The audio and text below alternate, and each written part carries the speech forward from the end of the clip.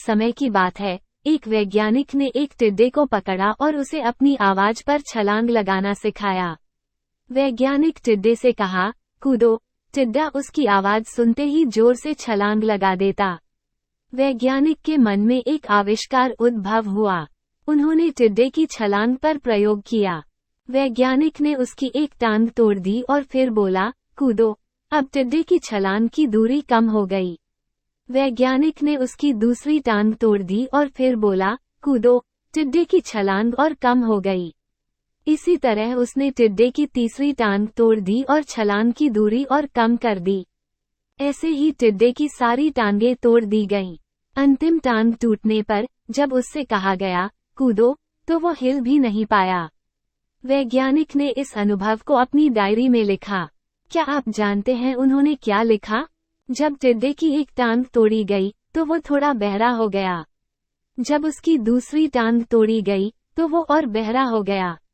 हर टांग टूटने के साथ वो और बहरा होता गया। सभी टांगें टूटने के बाद वह बिल्कुल बहरा हो गया और उसके जोर से चिल्लाने पर भी कोई प्रतिक्रिया नहीं हुई। वो अपनी जगह से हिला भी नहीं और छलांग लगाना तो दूर की बात थी।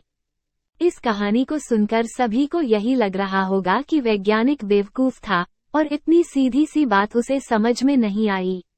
कुछ लोग सोच रहे होंगे कि यह तो किसी बच्चे को भी पता है कि टिड्डे की छलांग उसकी टांगें टूटने की वजह से कम होती जा रही थी, न कि वह बहरा हो गया था।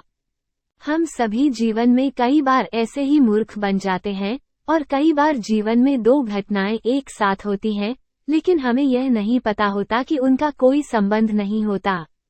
फिर भी हमें ऐसा लगता है कि वे गहरा संबंध रखती हैं।